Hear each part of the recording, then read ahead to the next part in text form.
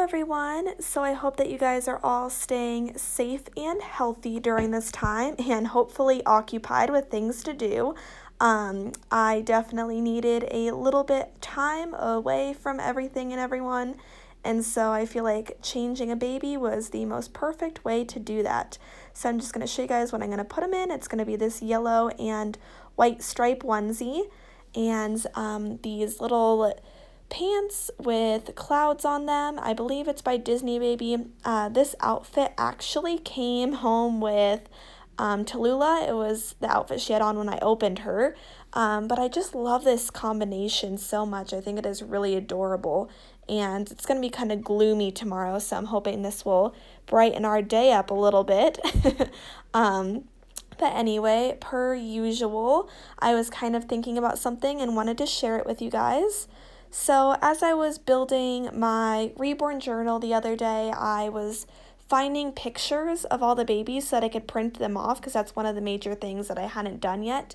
And as I was going through both Atticus's and Helena's pictures, my heart just started wrenching a little bit because I was just like, oh my gosh, I actually really do miss these dolls.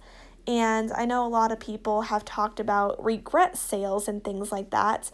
And I don't think that's really what this is. I feel like it's kind of just like, like every once in a while you miss what you don't have. But it really got me thinking about why exactly I decide to sell certain dolls and what's kind of my process in that. So I want to share this with you guys, but I really want to hear if this is like a very common thing and you guys kind of do this process as well, or if you guys kind of have your own process of kind of getting rid of dolls and bringing dolls into your collection the way you do. So I feel like obviously the main reason that we usually sell our dolls is because we lose the bond. So to me, having a bond with a doll means that when I see them or pick them up, it like brings me like happiness or joy or like some sort of emotion. Like I'm just like, oh, you look so cute, or whatever. Like there are so many times that I look at Miles and I'm just like, oh my gosh, look at his hair, look at his face. I feel very happy about this doll. And I feel like as soon as I don't feel that, that is when I sell them. So I want to describe like a couple of reasons why a doll might not bring me as much joy as it used to when I first got it. So I feel like one of the biggest reasons for me personally is I'm very nitpicky, and I really know what I like. And so a huge reason why I sell is because there's something that's bothering me.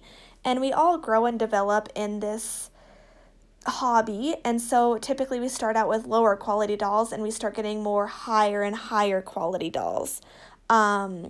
So I feel like I typically will end up selling my lower quality dolls first because I see something that might be bothering me. So like it can be something as simple as just like they're not as cuddly as I'd like them to be, or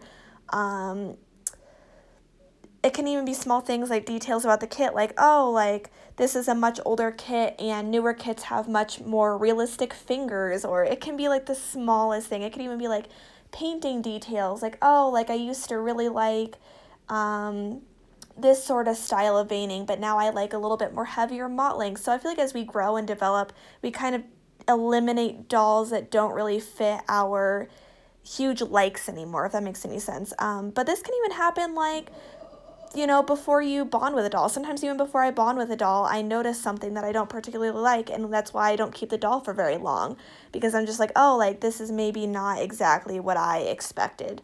And so that's my biggest reason for selling, but I feel like I have a couple more too, so I kind of want to talk about those as well. So another reason is I fall in love with another doll, and that sounds horrible, but every once in a while there are those dolls that just really capture your heart, and you're just like, oh my gosh, this is my dream baby. Like I didn't know that this dream baby existed, but now it's my dream to get it. And so you start thinking of how that's possible. And I know for me that every single time I buy, I have to sell first. That's just how it works for me because I just don't have the funds to just keep buying and buying and buying. So one has to be picked out, and how I usually pick that one out is usually by time. I notice like the one that I've had the longest and I've gotten to enjoy the longest is typically the one that goes in that sort of situation, which, like I said, is kind of sad. And how I feel like that's how some people get regret sells is they decide to sell a baby that they kind of in the spur of the moment to get another doll, and they get that other doll and they're like, oh, that was stupid. I like the other doll better. I wouldn't say that that's ever happened to me. I'm usually pretty satisfied because I do so much research before I decide to buy a doll, especially if I'm going to sell a doll to buy another doll. Then like extra research goes into that. But yeah, I feel like I'm very careful and very picky about my decisions. And even then, sometimes you think you want a certain thing, and when it gets there, you realize that that wasn't right for you. And, that's just how we learn and grow in the hobby.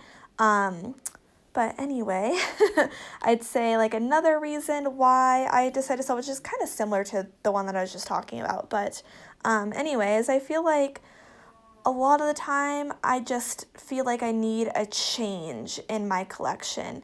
And it's not because I dislike any of the dolls I have. There's nothing wrong with them or anything like that. It's just at one point in time, I believe that I had 3 newborn girls, and I was like, I love newborn girls, I really do, but I am just not really feeling the excitement like I used to. And so sometimes I feel like in order to kind of get that excitement again and capture that joy that this hobby truly brings us, sometimes we just need to make really big changes in our collection. And usually that helps me. That's kind of what I had to do in order to really make me happy, is just completely forget about everything I had in place before and just do exactly what I feel is going to make me very joyful and very excited about being in this hobby. And that's why I decided to sell Kaylee, so it was really heart-wrenching. But I realized that I was kind of holding on to her because she used to bring me so much joy, and I used to love that doll with like all of my heart, and she's the doll that kind of kept bringing me back in the hobby.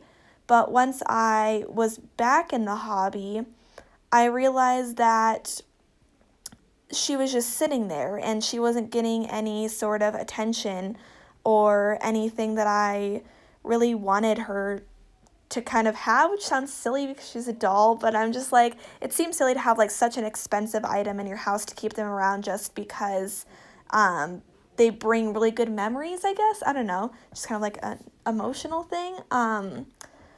But I wasn't doing anything with her, and so I realized that it was going to be a really hard change, but it needed to happen.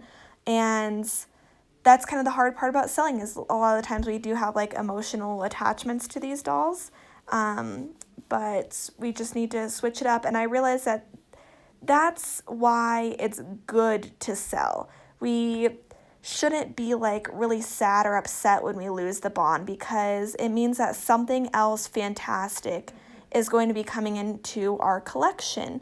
And I know that's really hard sometimes, especially when you have to sell because of financial reasons. Luckily, I haven't had to do that, but it could definitely happen in the future. But we have to remember that, when we get back on our feet and we are able to put the money back into the community, and that something great is going to come out of it, because our community is always changing and it's always growing. And so you sell an old doll, but then you see this new hair technique that an artist is trying out, and you're like, holy moly, like, how has this not happened before? This is amazing. And so it's just something really cool that I think that we should not be too worried or too stressed about when we're thinking about selling a doll, because even though like it's nice to keep a doll for a while and really have a good bond with them, this whole hobby is about selling and buying for the most part, and experiencing new things. And so when you get to sell, someone else gets to experience something new, and you also get to experience something new. But anyway, I hope that you guys enjoyed this video, and I hope that you're keeping busy during this time. I'm doing my best to.